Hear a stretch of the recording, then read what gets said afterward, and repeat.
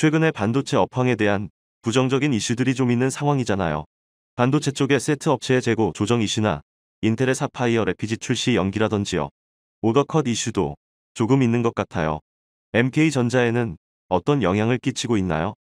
저희는 지금 막과 닿지는 않고 있지만요. 그래도 분명히 저희도 영향이 없지는 않을 거라고는 봐요. 기본적으로 코로나 전에는 반도체 시장이 되게 일괄적이었어요. 반도체 기업의 매출이 1, 4분기에 제일 낮고 2, 4분기에 조금 올라갔지만 낮다가 3, 4분기 때부터 쭉 매출이 발생됐다가 12월에 재고 조정 형태가 기본적인 형태였어요. 팬데믹 이후에는 굉장히 들쑥날쑥해요.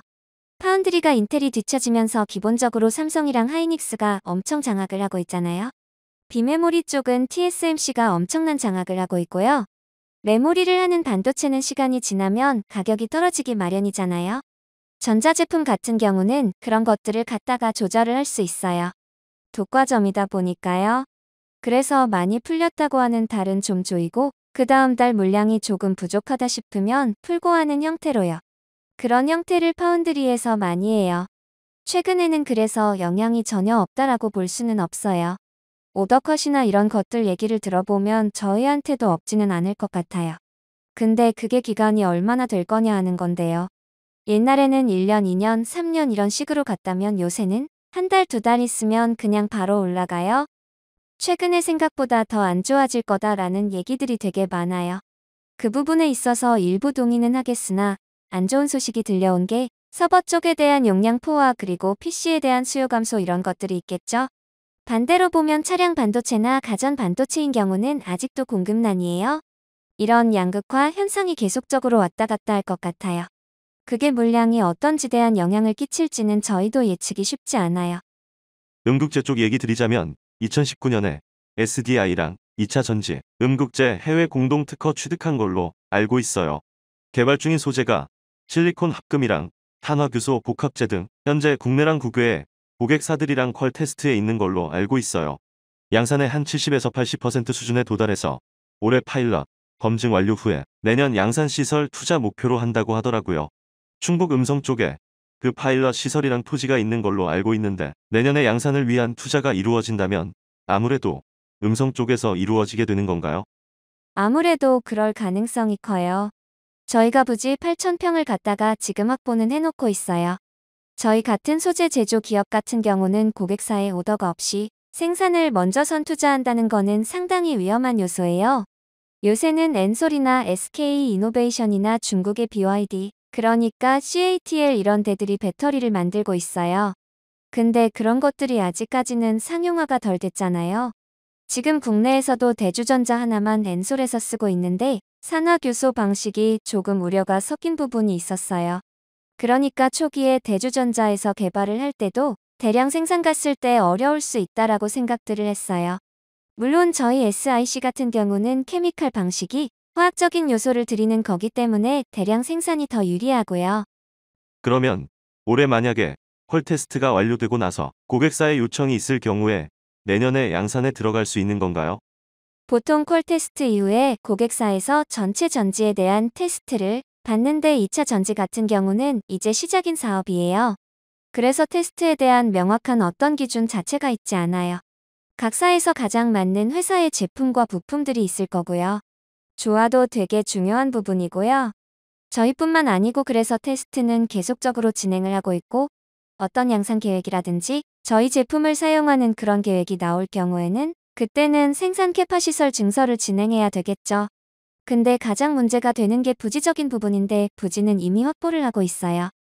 또 다른 신사업의 일환으로 중국 법인 네트워크를 활용하여 반도체 중고 장비 판매 사업도 새롭게 진출하여 매출을 키워나가고 있는 것으로 알고 있어요.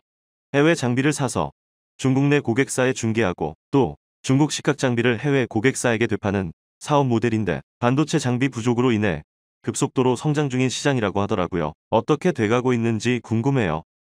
사업을 크게 하고 있지는 않고 있어요.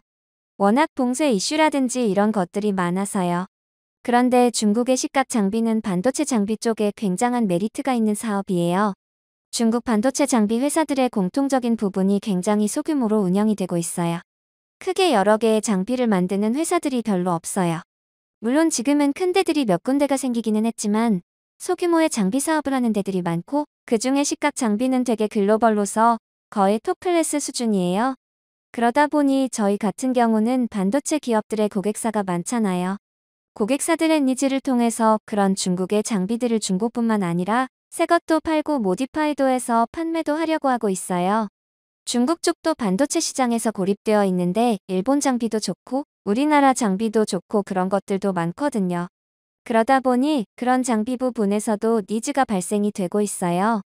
금액은 지금 크진 않지만 계속적으로 그런 니즈들을 계속적으로 찾아내고 있어요. 이게 유통사업이고 또 모디파이 하니까 거기에 기술이 조금 추가는 되는 거죠. 마지막 질문으로 2분기에도 어쨌든 간에 환율의 상승도 있었고 작년에 비해 금 가격도 오른 측면이 있으면 전체적으로는 인플레이션도 있었고 해서 괜찮을 것 같아요. 2분기는 전체적으로 어떤 분위기인가요? 상당히 좋죠? 저희는 솔직히 말씀드리면 상당히 좋고요. 괜찮고 아까 말씀 주신 하반기 여러 가지 이슈들에 대해서 대비를 해야 될 부분도 분명히 있어요. 하지만 물론 반도체 포화 이슈가 서버나 PC 쪽에 되게 집중되어 있거든요. 저희는 또 당연히 걱정을 안 할 수는 없지만 시장 전체가 다 포화되진 않았어요. 차량 오토모티브향이라든지 가전향 이런 것들에 옛날에는 만들어 달라 해도 솔직히 안 만들어졌어요. TSMC나 이런 데서 같은 생산을 해도 돈을 조금밖에 못 버는데 게다가 10년 동안 운영할 반도체를 만들어야 되는 것보다는 PC나 서버 쪽의 수요가 고마진 사업이기도 해서요. 그런데 지금도 차량용 반도체 MCU 같은 경우는 TSMC에서 계속 판가를 인상하고 있어요. 마진을 남기기 위해서 그게 박리담회예요. 자동차 반도체 같은 경우는 퍼스널 컴퓨터에 들어가는 CPU가 한 10개 정도 들어간대요. 지금 현재 10개가 다 한 개 기업의 반도체가 아니에요. 기업들의 특성에 따라 복수로 배치하고 있어요. 사실 특성상 그런 이슈들도 있어서 아무래도 이 가격을 좀 더 올릴 수도 있죠. 파운드리에서 차량용 반도체에 대한 공급난 해소는 될 수도 있고요. 근데 올해 같은 경우는 유독 환율이나 이런 것들이 강세기 때문에 저희로서는 이익이 상당할 거고요. 2008년도 자료 보시면 아시겠지만 그때가 리먼 사태 초창기 때인데 환율이 엄청 뛰었어요. 거의 900원에서 1000몇백 원 이렇게까지 올랐어요. 거의 저희는 똑같이 일을 하지만 그런 환율 금값 영향은 분명히 없지 않아 있어요. 아까도 말씀드렸지만 물량 확대에 대한 저희의 매출의 증진 이런 부분은 점유율을 갖고 갈 때도 조금 더 좋기도 하고요. 2분기 실적 발표는 언제쯤 할 걸로 예상하시나요? 저희는 계열사의 거의 지주회사 격으로 있기 때문에 거의 무조건 마지막 날 나갑니다. 중요하게 드릴 말씀이 있습니다. 무슨 일이시죠? 내용이 도움이 되셨다면 구독과 좋아요 부탁드립니다.